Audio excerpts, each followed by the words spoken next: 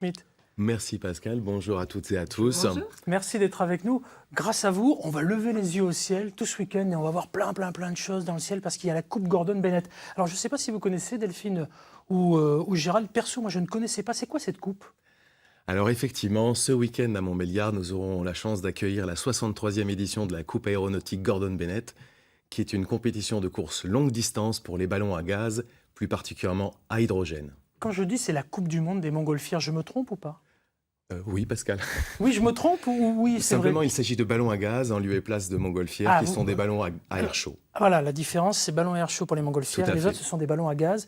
C'est en fait des ballons un peu plus, alors pas modernes, différents, dirons-nous, qui peuvent aller beaucoup plus loin en tout cas et qui sont beaucoup mieux équipés, c'est ça ? Exactement. Alors en termes d'autonomie, ils ont des capacités de vol allant jusqu'à plusieurs jours, contrairement à une montgolfière qui va voler sur un créneau d'une journée.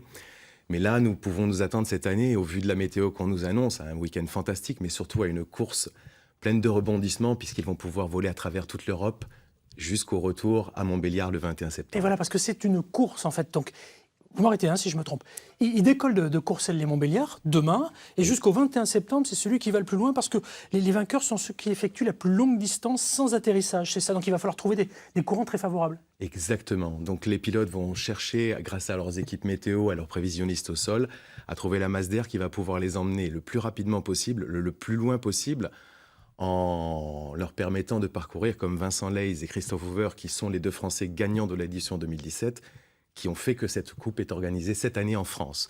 Ils ont parcouru en 2017 plus de 1800 km et ils ont volé 37 heures d'affilée, sans se poser, sans amérir.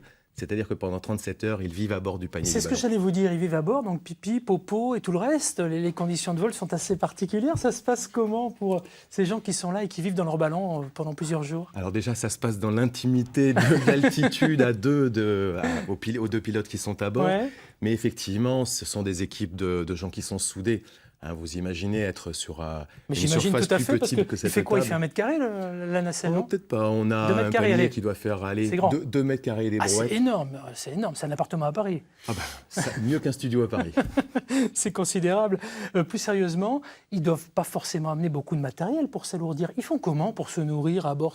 C'est comme dans une cabine spatiale. Ils ont des poches, ils ont un matériel particulier, parce qu'une fois qu'ils sont partis, il n'y a plus personne voilà, ils sont complètement autonomes, il n'y a plus personne pour les ravitailler. Autonomes.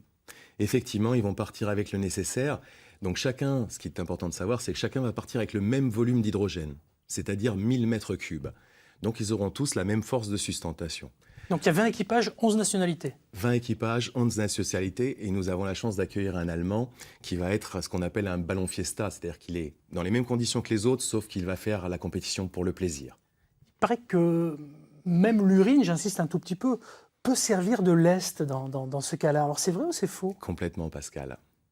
Expliquez-moi comment, parce qu'on a peut-être un petit peu de mal à le comprendre. Alors effectivement, comme ces ballons partent tous avec la même quantité de gaz, ils ont une variable pour pouvoir changer d'altitude, qui vont pouvoir jouer avec du sable. Ils emmènent tous une quantité de sable qu'ils vont pouvoir libérer, et une moindre poignée de sable lâchée en altitude va leur permettre de gagner de la hauteur. C'est incroyable ça. Oui. On n'en a pas franchement conscience. C'est dommage qu'on ne puisse pas avoir une caméra à bord pendant tous ces jours-là, parce que je suis sûr qu'on découvrirait des moments assez extraordinaires quand même. Tout à fait, mais nous aurons la chance de pouvoir les suivre sur des applications de téléphone mobile, afin de pouvoir savoir à chaque instant où sont les pilotes, à quelles attitudes et surtout dans quelle direction ils vont, puisque ces gens vont s'observer, puisqu'ils vont partir un par un de l'aérodrome du pays de Montbéliard, suite à une cérémonie du tirage au sort qui aura lieu ce soir au musée de l'aventure Peugeot, vous en parliez. Et à partir de là, effectivement, l'Europe va s'ouvrir en grand pour eux et ils partiront. Alors ça, c'est les meilleures conditions. L'Europe s'ouvre en grand. On imagine que les conditions climatiques vont bien, que les courants sont favorables. Complètement. Néanmoins, on n'est pas à l'abri d'être à court de carburant, par exemple. Quand est-ce qu'ils s'arrêtent ? Quand est-ce qu'ils s'arrêtent ? Déjà, quand ils n'ont plus de... Le 21 septembre, normalement. Alors, avant le 21 septembre, puisqu'il faut qu'ils soient revenus avant le 21 septembre au musée de l'aventure Peugeot, où nous aurons la soirée de gala et la cérémonie de remise des prix, mais il faut être physiquement présent. C'est-à-dire que si vous vous posez très loin, comme ça a été le cas des Français il y a 2 ans quand ils ont remporté la Coupe, si vous êtes proche de Tallinn en Estonie et que vous devez être 2 jours plus tard à Montbéliard, ou à l'époque c'était à Fribourg en Suisse, il faut revenir vite pour pouvoir se voir remettre le prix. Et on revient comment là? Ils peuvent revenir par n'importe quel moyen? Ah, alors, ils ont les équipes suiveuses. En gros, un ballon, c'est 2 personnes, 2 pilotes à bord d'un ballon, une équipe au sol avec un véhicule qui va les suivre pour pouvoir récupérer ce ballon là où il va poser. Et après quoi, ben, si on n'a plus le temps, ils montent dans un avion pour rentrer rapidement et se voir remettre le prix. Mais dites-moi, c'est les écrans de l'aventure là. Hein, C'est, c'est l'Europe vue du ciel. Oui. C'est alors, effectivement, vous dites l'aventure, mais sachez que pour les pilotes de ballons à gaz, c'est une course mythique. La même quantité de gaz, des moyens qui sont très proches de la première compétition, des moyens, je dirais, de vol des ballons, qui sont très proches du premier ballon qui a effectué cette compétition en 1906.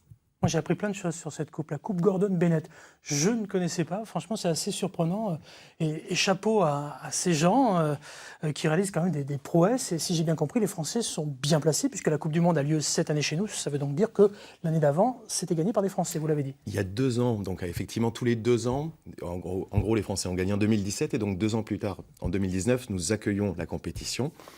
Et nous savons dorénavant qu'en 2020, ça aura lieu en Pologne, puisque les Polonais ont gagné l'année dernière.